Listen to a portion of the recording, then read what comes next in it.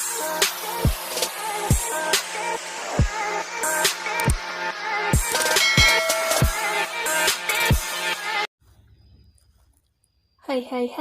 welcome back my YouTube channel. Jangan lupa subscribe, like, comment, and share ya.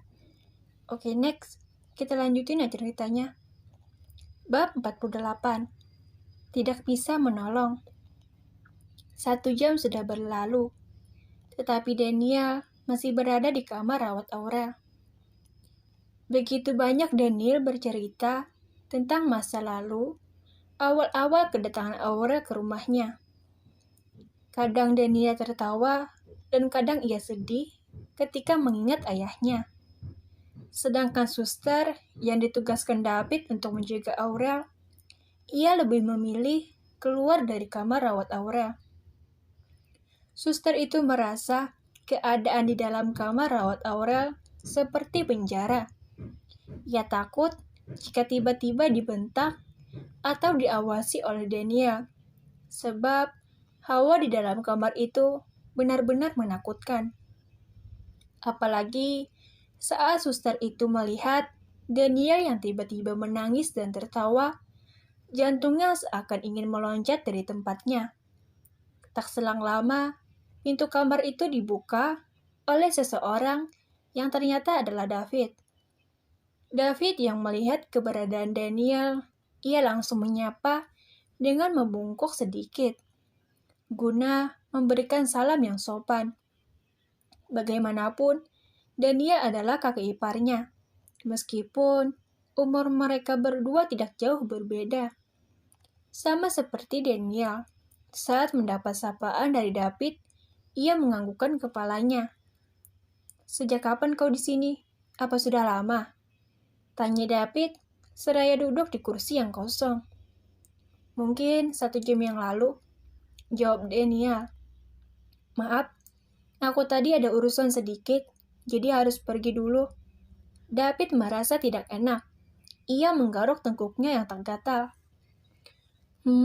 Tidak masalah," sahut Daniel yang sama sekali tidak mempermasalahkan hal itu sedikit pun. Karena Daniel tahu bahwa David benar-benar pria yang bekerja keras.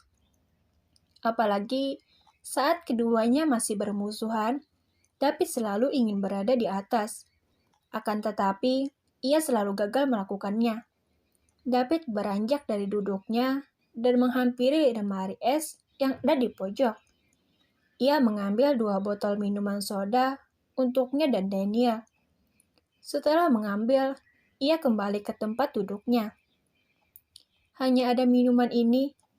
David menyerahkan 1 botol minuman sodanya kepada Daniel, dan Daniel pun menerima minuman itu. "Jangan sering-sering minum minuman yang bersoda, apalagi alkohol," tegur Daniel dengan penuh arti. David yang baru saja membuka tutup botol minuman soda itu, ia sedikit tersentak kaget. Baik kakak ipar," jawab David gelagapan yang diiringi anggukan kepala. Daniel tersedak mendengar perkataan David yang memanggilnya dengan sebutan kakak ipar. "Apa otak bocah ini bermasalah?" batin Daniel menatap David dengan penuh selidik. "Apa maksudmu kakak ipar?" Daniel melontarkan pertanyaan dengan nada yang kasar. David meneguk sedipanya kasar. Ia berpikir, apakah ia salah menyebut Daniel kakak ipar? Padahal ia memang seharusnya memanggil Daniel dengan sebutan kakak ipar. "Bukannya aku memang harus memanggilmu kakak ipar?" Kini David bertanya balik dengan berani. Daniel mengangkat alisnya ketika ditanya balik oleh David. "Kau sangat percaya diri bahwa aku menerimamu sebagai adik ipar?" jawab Daniel dengan ketus. Ia tersenyum miring. Ekspresi Daniel saat ini sangat berbeda dengan hatinya. Ia ingin sekali tertawa melihat ekspresi wajah David yang berubah masam. "Tapi kan aku sudah menikahi adikmu," ucap David yang ingin membenarkan. Ia mencoba membela dirinya sendiri. Daniel menanggapi ucapan pembelaan itu hanya mengangkat satu alisnya sambil menatap David dengan sinis. Daniel beranjak dari duduknya dan meletakkan botol minuman di atas meja. Aku tidak akan menganggapmu sebagai adik ipar jika kau belum minta maaf kepada adikku, ucap Daniel dengan serius, kemudian pergi keluar meninggalkan kamar rawat Aura. Daniel rasa ia sudah terlalu lama berada di situ. Daniel kembali ke tempat di mana istrinya dirawat. Ia ingin melihat apakah istrinya sudah sadar atau belum. Baru saja ia berada di depan pintu kamar rawat istrinya, ia melihat dokter baru keluar dari dalam. "Bagaimana, Dok?" tanya Daniel. "Istri Tuan sudah sadar, silakan masuk," ucap Dokter Sarah sambil membungkuk sopan. Daniel mengangguk menanggapi perkataan dari Dokter Sarah. "Terima kasih, Dok," ucap Daniel. Dokter Sarah mengangguk kecil, kemudian permisi untuk pergi dari situ. Daniel segera masuk ke dalam untuk melihat istrinya yang ia khawatirkan. "Bagaimana keadaanmu?" tanya Daniel kepada istrinya. Naya tersenyum tipis menatap ke arah suaminya.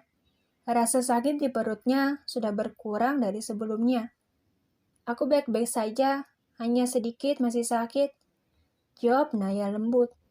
Daniel mengambil kursi kecil, kemudian duduk di samping istrinya. Ia menggenggam telapak tangan istrinya itu dan menciumnya. "Kenapa kamu tidak membangunkanku waktu itu? Aku tidak tega melihatmu yang kesakitan," lirih Daniel. Ia menatap Naya dengan penuh kekhawatiran yang mendalam. Sekarang, ia hanya mempunyai Naya. Ia harus menjaga Naya dengan baik dan harus selalu berada di samping Naya. "Aku hanya tidak ingin mengganggu tidurmu. Lagi pula kan, sekarang aku sudah tidak apa-apa ganteng," sahut Naya yang mencoba untuk menggoda suaminya agar tidak terlalu mengkhawatirkan keadaannya lagi.